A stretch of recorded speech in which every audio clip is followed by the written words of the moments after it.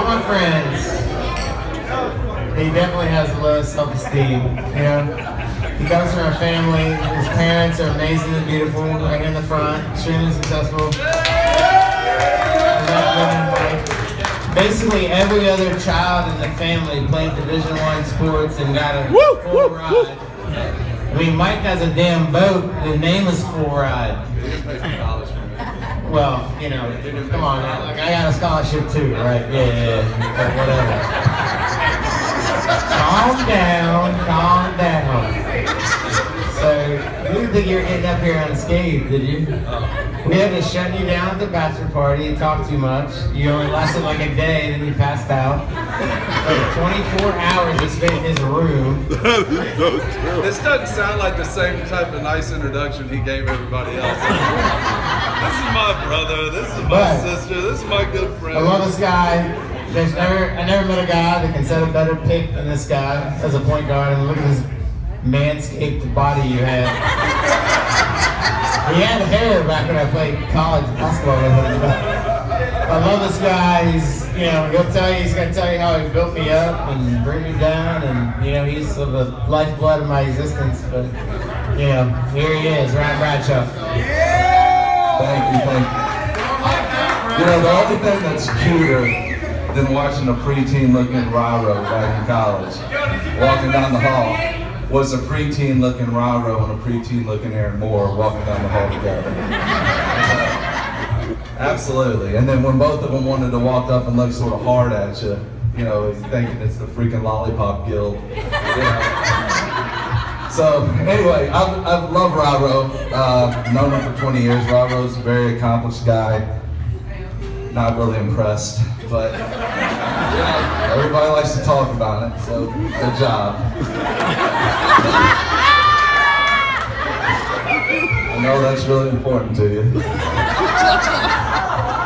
So, you know, known him for about 20 years, and you know, what Aaron said about Raro is compassionate, he's a nice guy, good heart, sweet. It's true, and you know, that's why I've always considered him over the last 20 years to be like my first wife, you know, because that's what I look for in you. And you've always been there for me until I found her, so I appreciate that. You always have a special piece of my heart. You know, Raro came in, the first time I met him, he came in when I was a freshman as a recruit. And he came in from Marietta, Ohio, which,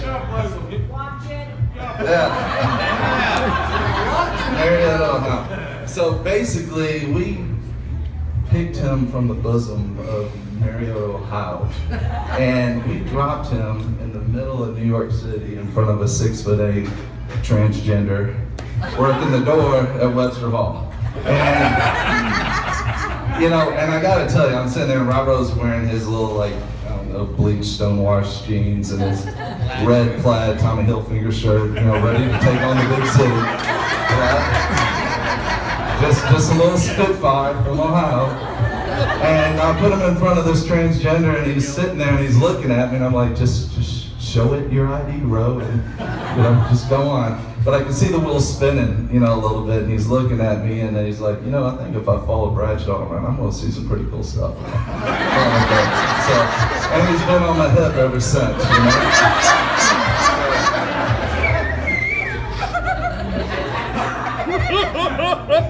You know, I see myself as sort of a, you know, with all Raro's accomplishments, I'm proud of them, but I always feel like, you know, I'm very responsible for a lot of them.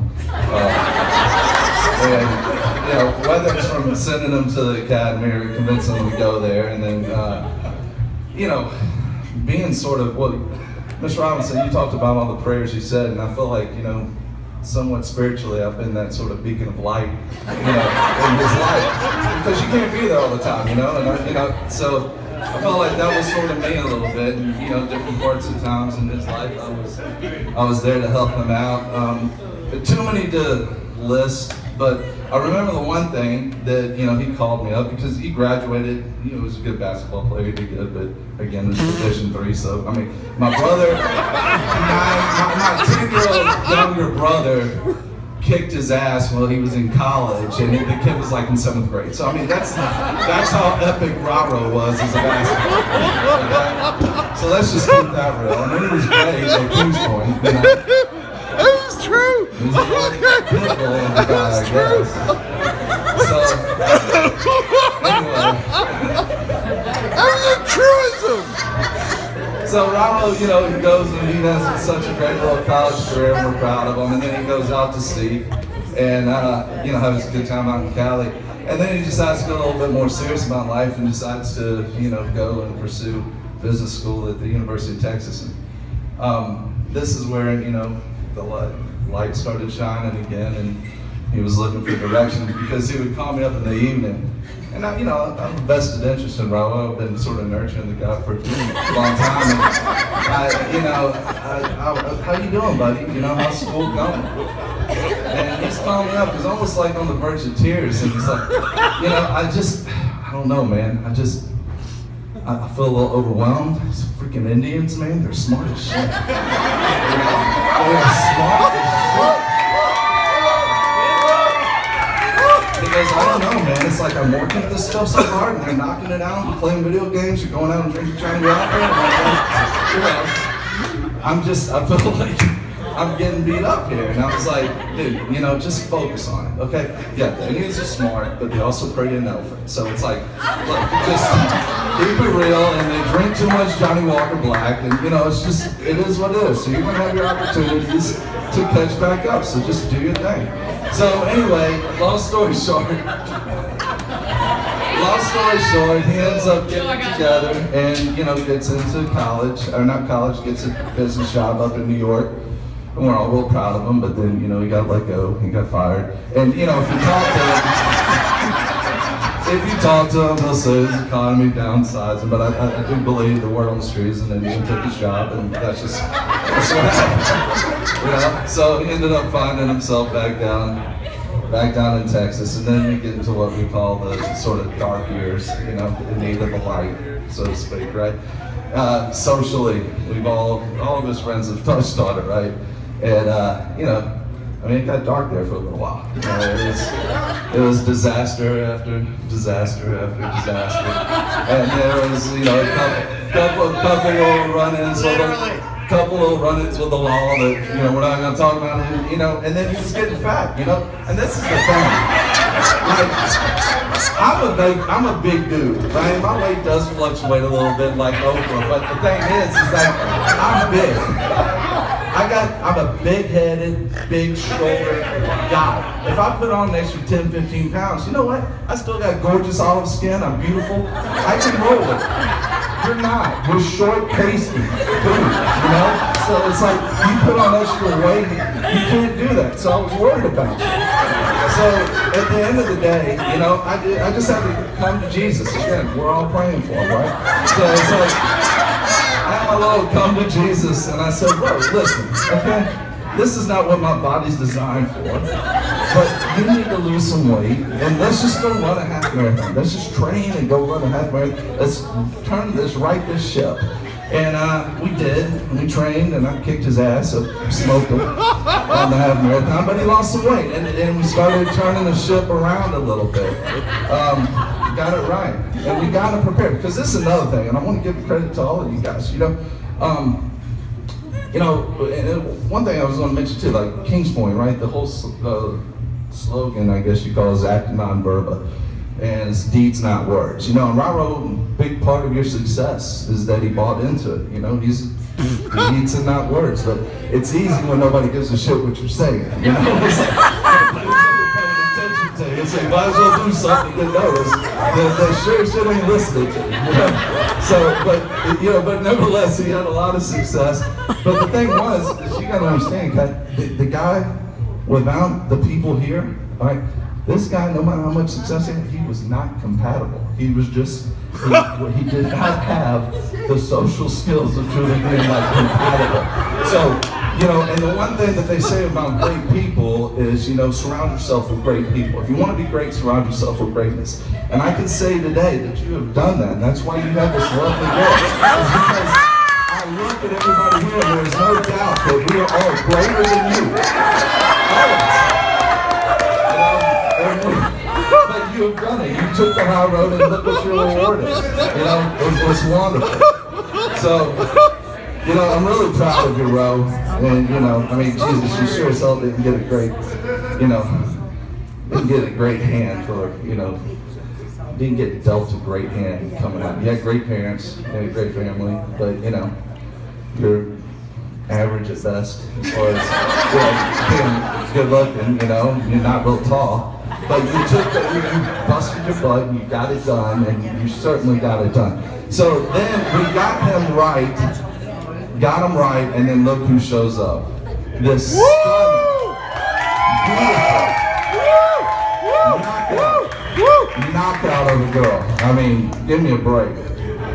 But this is where things get really awesome for me, you know, and it takes a little bit of a step back and looking at the big picture.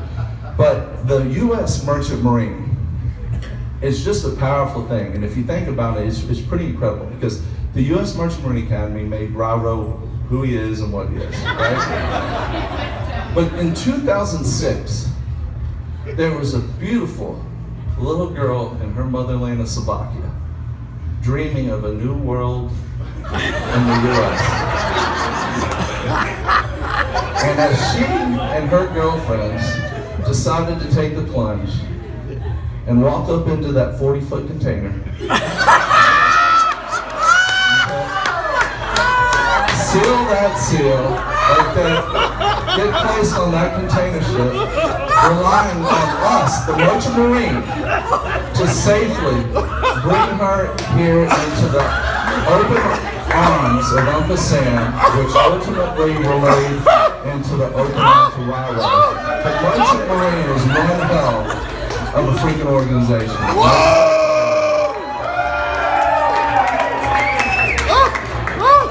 Now, with that said, that's not true. Obviously, you just came over here like, look, you took like a plane or something? Did you fly? Is that how you did it?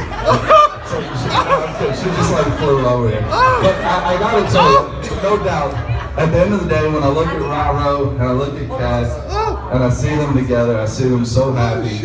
Makes me thrilled, and I can remember the first time I ever looked at them and I saw them smiling. I could see Raro, you know, getting all giggly and, you know, happy, and I looked at her and she looked so happy, and the first thing I thought was, damn, I bet she really looks good in a bikini.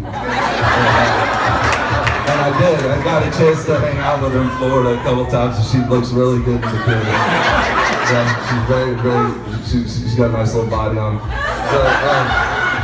But they are wonderful, and I've been thrilled to be around them. Raro, in all seriousness, you're a wonderful individual. You know, you have accomplished a lot. You're a role model to a lot of people, and you're a wonderful individual. And Kat, I gotta tell you, you are stunning, but you have just got a wonderful heart, a wonderful presence about you. I know you're going to be a wonderful wife. I know, God bless you, you're going to be an incredible mother. You know, and I'm just really excited about the whole thing. And you're just a wonderful person. With that said, I think I've crushed all the other speeches, so I'm done. And, love you guys. Raro.